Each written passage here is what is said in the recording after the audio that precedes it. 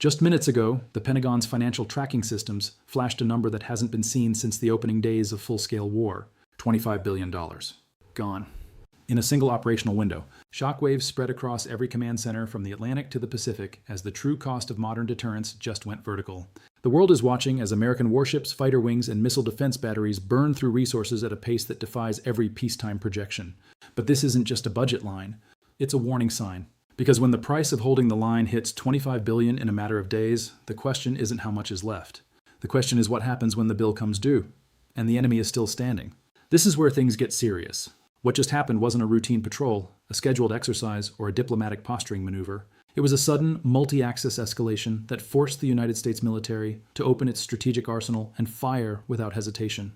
In the early hours, a coordinated saturation strike erupted across a heavily contested maritime and coastal corridor. Dozens of ballistic missiles, cruise missiles, and one-way attack drones launched simultaneously from concealed coastal batteries, mobile desert platforms, and disguised commercial vessels operating under false transponder codes.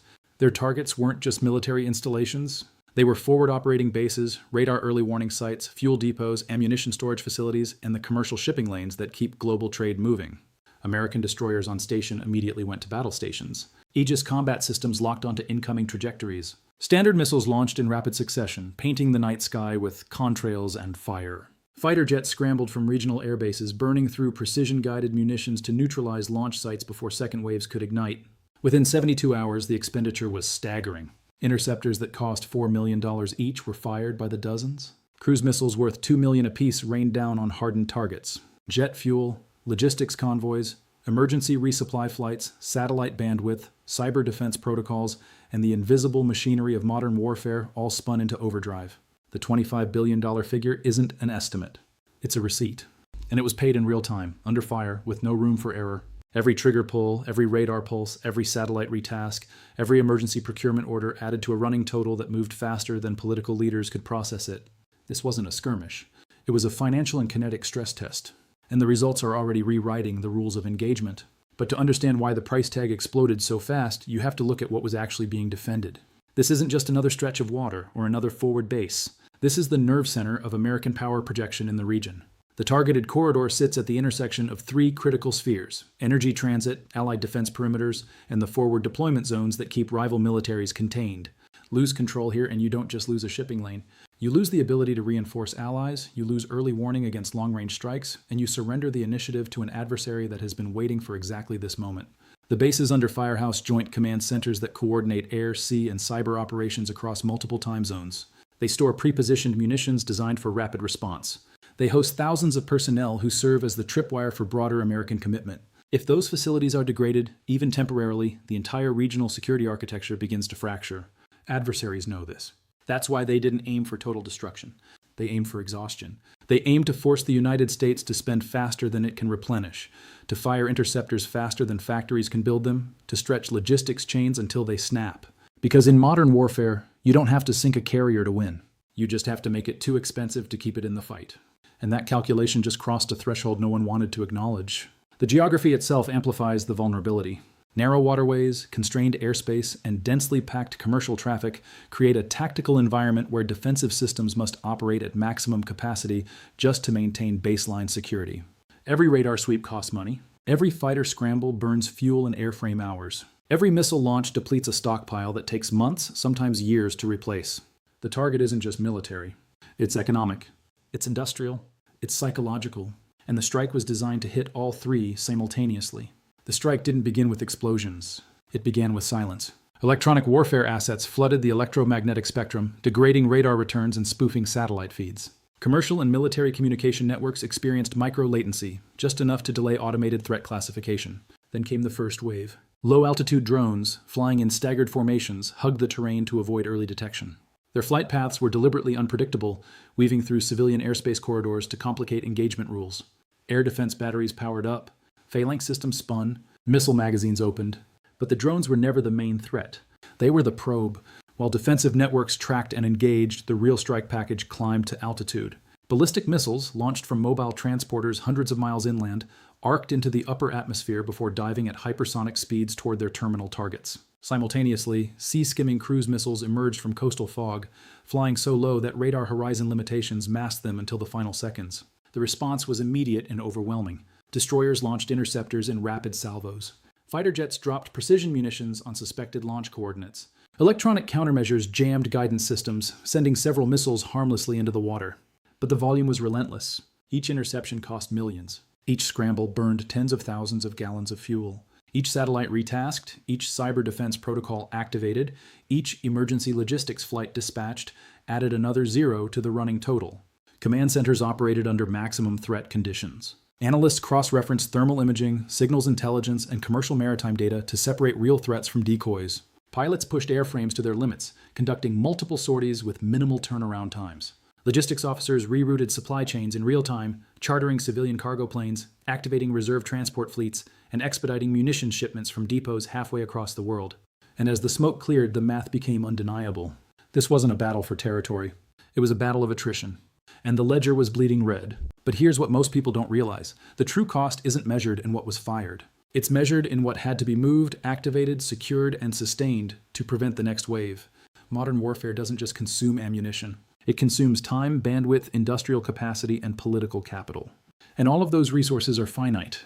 Within hours, the information war ignited. Two completely different versions of the same event flooded global networks. On one side, claims of devastating success, leaked thermal footage showing craters near command bunkers, statements boasting of overwhelmed air defenses, depleted interceptor stocks, and a forced American tactical retreat. The narrative is deliberate. The shield is cracking. The cost of defense is unsustainable. Deterrence is failing. On the other side, official briefings project absolute control. Spokespeople emphasize near-perfect interception rates. Claims that all critical infrastructure remains operational. Assertions that the strike was anticipated, neutralized, and strategically irrelevant. The message is equally clear. The system works. The response was measured. The adversary wasted its arsenal. 2 stories. 1 battlefield. 0 consensus. Satellite imagery is released, then disputed. Damage assessments are classified, then leaked. Military analysts argue over missile trajectories, while politicians calibrate their language to avoid panic or provocation. This is modern conflict. The kinetic strike is just the opening move. The real battle is fought in headlines, in market reactions, in the psychological space between confidence and doubt. Social media amplifies every fragment of data. Verified footage blends with decades-old combat clips. Algorithmic feeds prioritize engagement over accuracy. Public perception shifts faster than official statements can correct it. And in that gap, uncertainty thrives. But here's what most people don't know. The $25 billion figure isn't just about missiles and fuel. It's about the hidden architecture of modern warfare, the cost of satellite retasking, the price of emergency cyber patches, the premium paid for expedited munitions shipping, the financial toll of keeping thousands of personnel on maximum alert for consecutive days. The real expense isn't in what was fired. It's in what had to be moved, activated, secured, and sustained to prevent the next wave. And that's where the real vulnerability lies.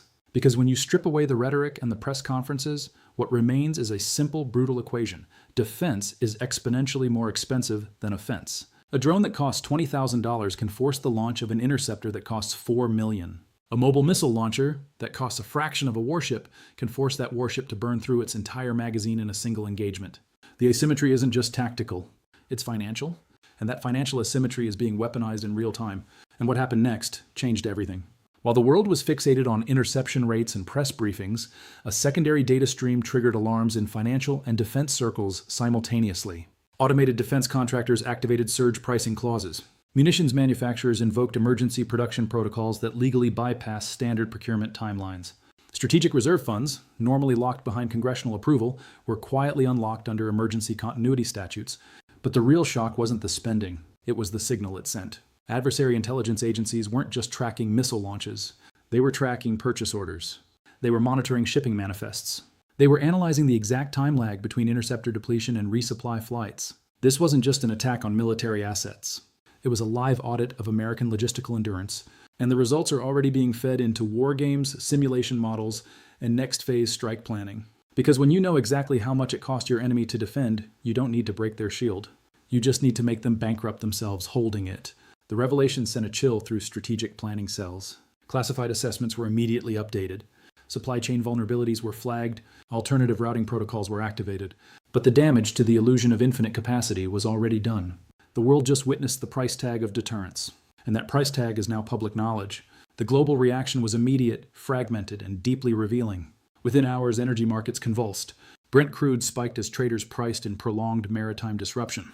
Defense stocks surged while logistics companies warned of supply chain bottlenecks. Central banks monitored currency fluctuations as the dollar strengthened against emerging markets heavily dependent on imported energy. In European capitals, emergency security councils convened behind closed doors. Allies publicly expressed solidarity while privately questioning the sustainability of American forward deployment. In the Indo-Pacific, naval commands quietly elevated readiness levels, recognizing that if resources are diverted westward, eastern perimeters become vulnerable. In Moscow and Beijing, state media amplified narratives of American overextension while strategic planners updated contingency maps. Social media became a pressure cooker. Viral clips of missile intercepts, some verified, some repurposed from old conflicts, accumulated millions of views in hours. Hashtags tracking defense spending, munitions shortages, and escalation risks trended globally. Military analysts debated interceptor inventory levels on live streams. Economists warned of inflationary pressure if defense surge spending collides with existing supply constraints. Ordinary citizens, thousands of miles from the conflict zone, felt the tremors in rising fuel costs, delayed shipments, and the sudden, unsettling realization that global stability is priced in real time. Tensions aren't just rising, they're compounding, because this isn't just a regional flashpoint. It's a stress test on the financial and industrial backbone of modern deterrence, and the results are flashing warning signs across every allied capital. Diplomatic channels are operating at maximum capacity. Back-channel negotiations are running parallel to public statements. Energy ministers are securing alternative supply routes. Shipping insurers are recalculating risk premiums. Every decision is being weighed against the new reality. The cost of inaction now rivals the cost of intervention. And in that balance, the next move is being calculated. So what happens next? That's the question every war room, every Treasury Department, every Allied command is trying to answer. And the answer depends on which threshold gets crossed first. Option 1, calibrated escalation. Targeted strikes against known launch facilities, command nodes, and logistics hubs. A demonstration of offensive capability designed to restore deterrence without triggering full-scale war. This is the most likely immediate response. Precision-focused, politically defensible, militarily necessary, but it carries inherent risk. Every strike creates collateral. Every casualty fuels recruitment. Every escalation invites counter-escalation. Option 2, strategic consolidation. Pulling back non-essential assets, hardening remaining positions, relying on allied burden sharing, and shifting to a defensive posture that conserves munitions while maintaining presence. This reduces immediate costs, but signals restraint that adversaries may interpret as weakness. Option 3, industrial mobilization. Invoking emergency production authorities, fast-tracking munitions manufacturing, rerouting global supply chains, and accepting short-term economic pain to rebuild strategic depth. This is the long game. It requires political will, industrial capacity, and public tolerance for sustained expenditure. Option 4, miscalculation. The most dangerous path. A misidentified radar contact, a delayed resupply flight, a commander operating under degraded communications making a split-second decision that crosses a red line. One wrong move, one fragmented data feed, and a contained crisis becomes an uncontrollable conflict. History doesn't repeat itself, but it rhymes. And the rhythm right now sounds dangerously familiar. Military assets are already repositioning. Carrier groups are adjusting course. Bomber wings are running readiness drills. Submarines are slipping beneath the surface. The machinery of deterrence is grinding into motion, and the world is holding its breath. But beneath the visible movements, a quieter shift is taking place. Procurement officers are rewriting contracts. Factory floors are adding third shifts. Reserve components are being quietly activated. The industrial base is waking up, and that awakening will determine whether this crisis stabilizes or spirals. Because in the end, wars aren't won by the side with the most advanced weapons. They're won by the side that can keep producing them. But to truly understand what's at stake, you have to zoom out. Far beyond the missile contrails, far beyond the budget spreadsheets and the emergency briefings. Because the $25 billion threshold isn't just a financial milestone. It's a geopolitical fault line. For decades, American military supremacy was maintained not just by technology, but by economic endurance. The ability to outspend, outproduce, and outlast any rival. That advantage was built on a foundation of uncontested industrial capacity, secure supply chains, and a global financial system that rewarded stability. But that foundation is shifting. Adversaries have spent years studying the architecture of American power. They've mapped the vulnerabilities. They've identified the choke points. They've built arsenals specifically designed to exploit the gap between strategic ambition and industrial reality. They don't need to match American firepower. They just need to make it too expensive to sustain. Meanwhile, allies are recalibrating. They want security guarantees, but they're increasingly aware that American attention is finite, that resources are stretched, that domestic political tolerance for endless forward deployment is eroding. China watches carefully, expanding its naval footprint, securing alternative energy routes, and building parallel financial systems that bypass Western leverage. Russia exploits distraction, consolidating gains, testing NATO perimeters, and weaponizing energy and information. The Middle East remains a powder keg of competing interests, where regional powers balance between American security umbrellas and Eastern economic partnerships. This isn't just about one corridor or one strike. It's about the transition from a unipolar world to a contested multipolar reality. The old rules assumed that economic interdependence would prevent major conflict. But interdependence doesn't prevent war. It just changes the battlefield. Instead of massed armies, we get precision attrition. Instead of declared hostilities, we get calibrated disruption. Instead of total victory, we get managed instability. And in that instability, power is redistributed, not through treaties, but through tension, not through diplomacy, but through demonstration. The ledger of war is no longer measured in territory gained.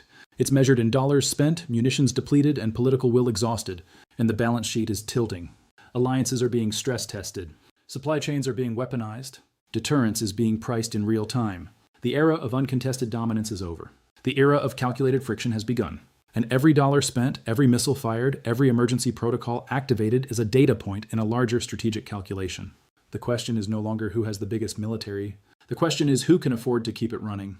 We built a world that runs on precision, on just-in-time logistics, on algorithmic pricing, on the quiet assumption that the ships will keep moving, the skies will stay open, and the narrow margins that separate peace from conflict will hold.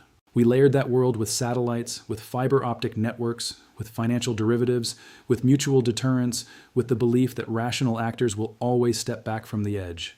But rationality is a luxury of stability. And stability is an illusion maintained by constant expenditure, unspoken agreements, and the careful management of fear. When the cost of holding the line hits $25 billion in a matter of days, the illusion fractures. The supply chains strain, the markets convulse, the warships scramble, the diplomats scramble faster. And ordinary people, thousands of miles away, feel the ground shift beneath them without knowing why. Because global power isn't exercised in grand declarations. It's exercised in milliseconds, in radar returns, in missile flight times, in purchase orders, in the quiet decision to launch or not to launch, in the split second where a commander chooses restraint or chooses fire. We like to believe that civilization is built on stone, but it's built on ledgers, on supply lines, on fragile trust, on the unspoken promise that tomorrow will look like today. And when that promise is tested, we remember how thin the margin really is. The missiles may have stopped flying. The distress calls may have faded. The headlines may shift to the next crisis. But the question remains, hanging over every capital, every port, every trading floor, every command center that monitors the pulse of the world, was this the warning or the opening move? Because in the shadows, the calculations are already being updated. The drones are being refueled. The missiles are being repositioned. The algorithms are being recalibrated. And the next trigger is already being pulled. This time the world won't see it coming. It will only feel the shock wave, and by then it will be too late to look away.